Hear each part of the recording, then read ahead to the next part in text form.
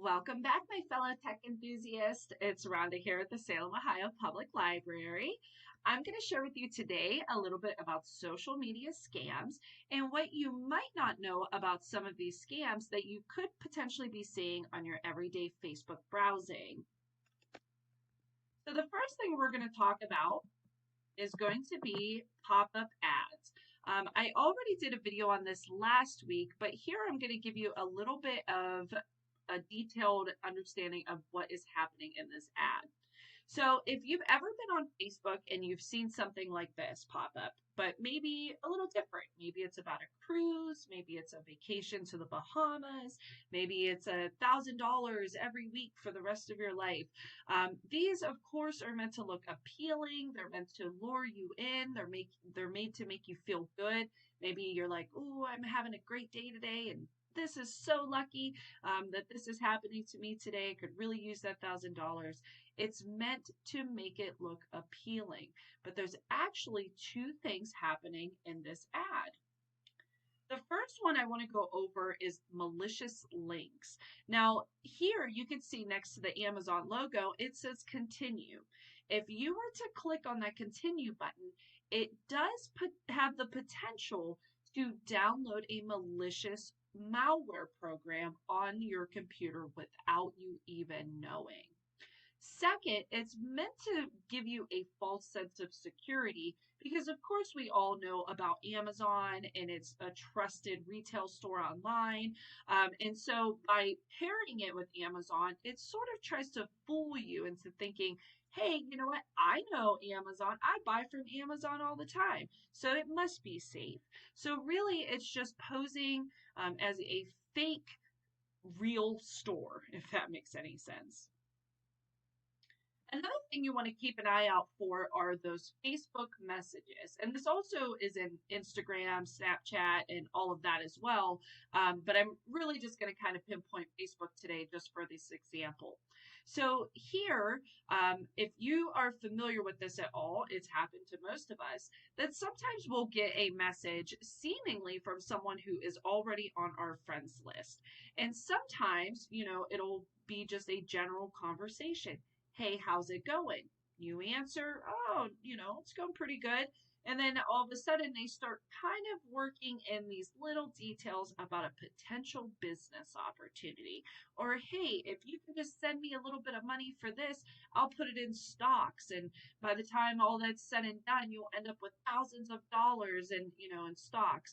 So you want to make sure that you're on the lookout for this. And this is also to educate you a little bit about odds are if it's coming from a friend, it's not really coming from a friend. Instead, what happened is that their profile probably got hacked. The scammer then has access to all of their Facebook friends, and then they start sending messages on behalf of this person. Again, it's a false sense of security, and believe it or not, it actually works. Lots of people fall for this. So my goal today was to educate you on this, and I hope that this is a good example of that. Another thing we want to keep in mind when we're browsing our social media are those surveys and quizzes that seem to pop up everywhere. They might look something along these lines. So a lot of times we'll see these seemingly casual, fun quizzes pop up. Oh, what kind of food are you? What type of drink are you? Things that, when we get a little bored and we're just browsing, we kind of play into a little bit. But again, there's actually two things that could potentially harm you when doing these quizzes. One, when you open these up, what are you clicking on? That's right, a link. So, and for those who might not know, links are often just, a set of words, one line. Well, sometimes there's a couple of lines, but they're all together. It's usually with a blue underline and a blue text color. And when you hover over it with your cursor, it shows you a little hand or something like that so that you know it's clickable. That is basically what a link looks like.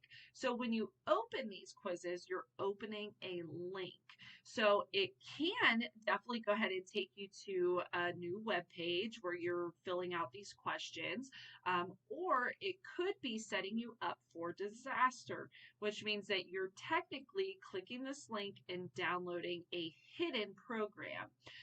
The second thing that's happening is that you're readily providing information to potential scammers about your password. So when most of us create passwords, we like to create passwords that we think we're going to remember. And not many of us use the whole security thing where, oh, random numbers and characters and letters, because we're afraid we won't remember that. So more often than not, we use things like family member's name, maybe our name, birthdays, favorite color, things that we know we're going to recall easily.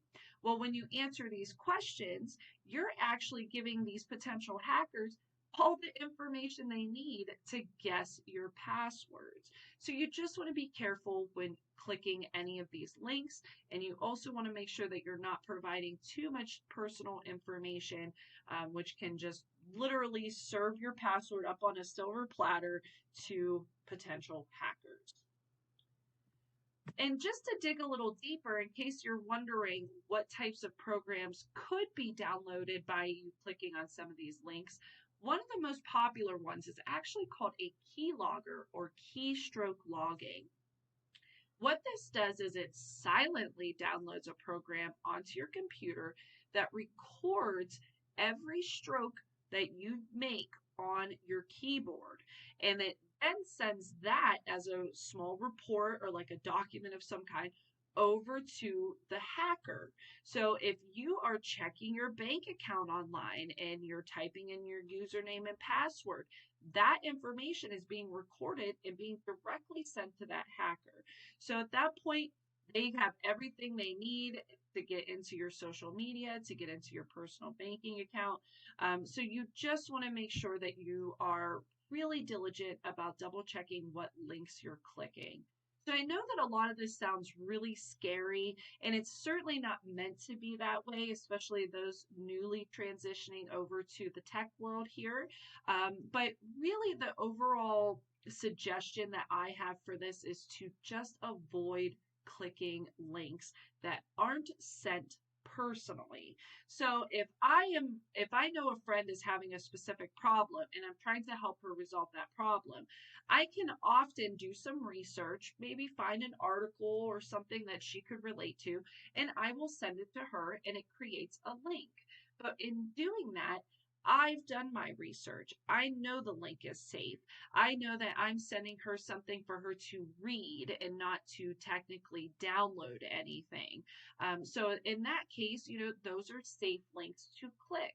However, when you're on social media, so many of these links are meant to download malicious programs. So just be extra careful. Don't do anything that you have to enter personal data into.